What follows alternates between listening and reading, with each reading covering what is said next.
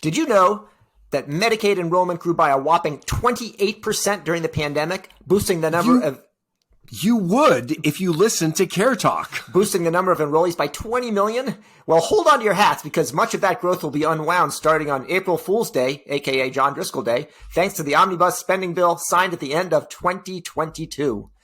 Welcome to CareTalk, America's home for incisive debate about healthcare business and policy, a top-rated show that is definitely not unwinding. I'm David Williams, president of Health Business Group. And I'm John Driscoll, the president of Walgreens South. So, David, if you were listening to your own podcast, you guys, we were talking about Medicaid expansion. What's the big deal here? I mean, I guess the question is, why did Medicaid grow so much during the pandemic? There's the usual economic reasons, right? At the start of the pandemic, a lot of people lost their jobs. There was also Medicaid expansion in Nebraska, Missouri, Oklahoma. But the main reason, John, was the so-called continuous enrollment provisions in the Family First Coronavirus Response Act. Some people call it FFRCA. I call it FFRICA. But it prevented the states from disenrolling anybody. And for that, the states got an extra 6.2 percentage point increase in the federal match rate to offset the higher costs. Slow down, partner. So during the public health emergency, where unemployment went through the roof and we needed to capture and cover as much of America as possible to protect the health of Americans, what happened? Well, what happened is a lot of people enrolled in Medicaid, but then nobody disenrolled. So it's sort of like a black hole, right? Everybody came in and nothing was coming out. Usually there's a lot of churn in Medicaid. People come on, they come off, but there was just this big swelling, John. It's sort of like, I won't give an anatomical analogy, but basically stuff is coming in and it's not going out. So think about it in terms of Medicaid, which is the public's program, the public health program that covers the poor. It's not Medicaid, Medicare, which is for the elderly. It's a state and federal program where the feds pay about half of it. And we've got about 90 million people in the country. I mean, it's a massive number of people on Medicaid. And just under 20 million, or I think it's 19.8 of that 90, all joined during the public health emergency. And to your point, they have stayed enrolled. There are typically pretty high barriers and regular reconsiderations where you have to justify your status on Medicaid, which is you get there for two reasons, because either you're poor and you don't have any health insurance, or you're disabled. The disabled piece is a small percentage of the total. And so this massive increase in Medicaid, and it's true. I think it's a 50-state phenomenon, has been this a pretty major investment in public health. And actually, to your point, lower churn, everybody covered. This is I think what I would consider a public health success.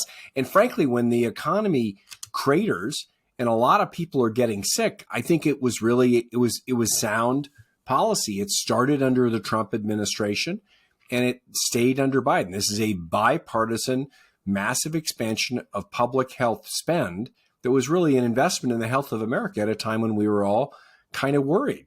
So that's how we got here, David. What's happening now? So what's happened is, as a result of this large increase of people on Medicaid, the total percentage of people uninsured in the country dropped down to 8.6%, which is the lowest it's been since the end of the Obama administration. So that's what's happened. But now what's going to happen is the public health emergency is still in effect. However, the omnibus spending bill at the end of 2022 decoupled this continuous enrollment provision from the public health emergency. So starting in April, all the people that were on Medicaid, now they are going to have to go through that process and be this redetermination about whether they remain eligible. And that could affect, John, about 5 to 15 million people. So it's a big deal. Well, I think that what's interesting is I don't think anybody's paying attention to it. I mean, it's the great sort of sucking sound of Medicaid shrink because we can't afford. I mean, what you need to do in a crisis isn't necessarily what you should be doing without a crisis. I mean, the whole notion of checking whether one is still eligible based on income or work status does make a lot of sense. That's the way Medicaid was set up. I mean, if we're very close to the end of the public health emergency. And also, to be fair, unemployment has fallen like a rock. We actually have a lot more jobs than people.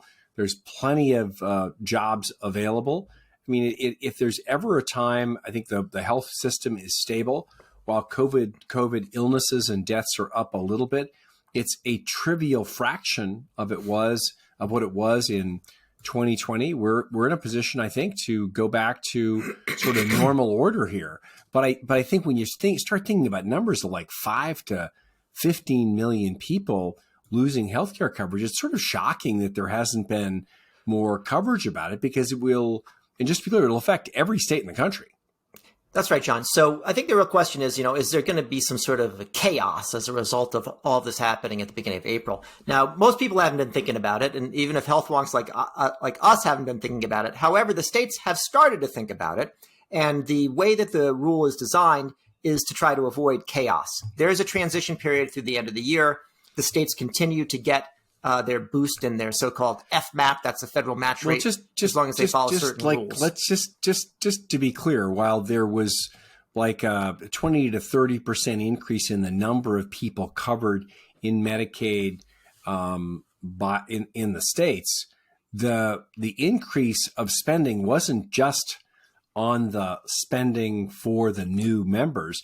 It was really a generalized ramp of the total dollars available in state Medicaid budgets.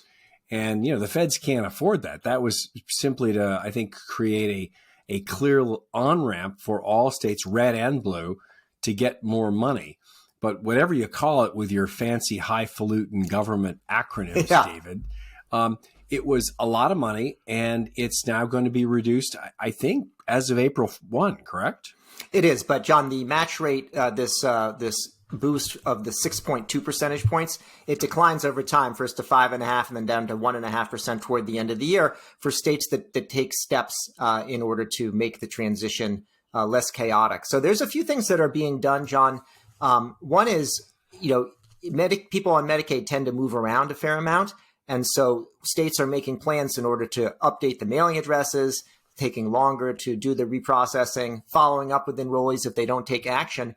And, we're in the information era now, John, so a lot can be done to streamline the renewal process. Now, you made fun of me last time, John, when we talked. In general, I make fun of you because you want to live in the paper era.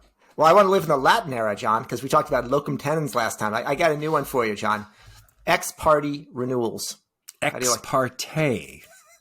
You sound like the guys from Buckaroo Banzai, John Big Booty or Big Booty. So I always call it ex parte renewals. Focus. And what that means, John, means one party doing something. So that means instead of hauling somebody in and making them share all their tax returns and W-2 documents and so on, you can verify eligibility through data sources they already have available, like the state wage databases and disability information.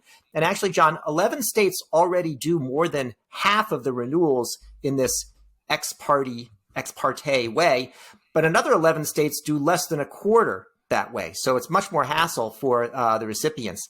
And then, I know you don't like the Magi, John, but the Maggie, you've got some people that get most. I'm a big fan of the Magi. Okay, so that's modified adjustable. Not the Magi. Yeah, modified adjustable gross income. What that means is that's the income test for Medicaid. It's income. Yeah, it's so income. Most people get Medicaid based on that. Highfalutin. There's 6 states. Do you have a Latin word for way too complicated? I don't have it, John. I have to look it up. I'll bring it for the next episode, John. I'd just like to introduce one concept per session here. But there are 6 states that actually do more than half of the non-income Medicaid eligibility renewals based on ex parte approaches. And it's interesting, John, of those 6 states, some like you would expect, like Massachusetts and Colorado are there, but also Florida and Indiana, which shows that this is actually, it's not bipartisan, but more of kind of a technocratic approach. If you can do it, it's more efficient for the state, and you save money, you're more accurate, you're not wasting money. And so I think there's opportunities there. Now, they can also get help, John, from others. The states can, and some are planning to do so. Managed care organizations, community health centers, marketplace assisters. and even, others can help out. Anybody can help. Did you just say sisters should be helping? Sisters and brothers? Like, what are you talking about? Us sisters. You're losing track here. Yeah. Us sisters. Us sisters. Like your sisters, your brothers. I don't have a sister, John. Medicaid, a navigator. But John, you could help out too. You could stand out in the corner and tell, hey, you need a Medicaid redetermination. You could do it, John. Why don't you sign up with one of the states? What's really important for people to think about while you're kind of meandering around the stage here on who can help, is that there are a lot of people who are poor, are unemployed, who aren't disabled, who are going to be surprised by this abrupt redetermined process. I mean, only 35 of the 50 states have actually published a plan. This is going to start on April 1st. And I think that one of the things we want to call out is for managed care organizations or doctors' offices or whomever, that community health centers, hospitals, those groups that are often that have historically struggled with making sure that the services they're providing get covered, which haven't had to worry about that, honestly, for the last few years, really lean into this process, which, I mean, I think the Latin word for confusing is confundo, which is you've confused a great deal of people here. But David, I think that the simple fact is that third parties other than the covered eligible, a mother with kids or an unemployed person, kids on their own, can actually help make sure that those members who should be on Medicaid get a chance to stay on it by making sure they lean in quickly to help those redeterminations for folks who have, in many cases, ongoing illness. And the reason they're on Medicaid and getting care is because they need to. And I think that this is coming up very quickly. It's a very big change, and people can get help. And that's really, I think, the critical public health message, even though you've confunded a lot. Yeah. Well, John, I know my Latin, but I don't know my conjugation, so I won't try to do the past tense on that one. But I will say, you're right. I think you put your finger on how the states, beyond kind of the bureaucracy, can deal with this. There's a lot of others that are interested parties, these third parties, as you say, who want to get paid, want people to have access. You named a number of those, and many of the people who are going to have their redetermination done can stay on Medicaid. Others will be in the Obamacare exchanges, or may have other coverage, even employer coverage that they're eligible for, and they're going to need some help with the navigation to figure out what's the right approach on those Obamacare exchanges. Many, even if they can't they're not eligible for Medicaid, they'll have significant subsidies.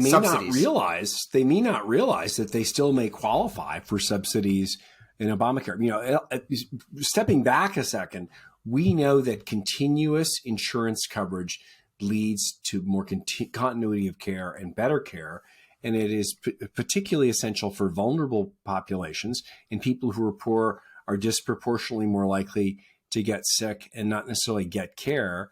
To make sure they're continuously covered will create, I think, better health access and better health outcomes. So calling out the opportunity with the exchanges, where tons of subsidies actually are available still, is a really important recommendation, David. Finally, you came up with something that's simple and clear, which I appreciate. Well, good, John. Well, that's it for yet another episode of CareTalk. We may not be continuous, but we are consistent here every week. I'm David Williams, president of Health Business Group. And I'm John Driscoll, the president of Walgreens Health. If you like what you heard or you didn't, please subscribe on your favorite service.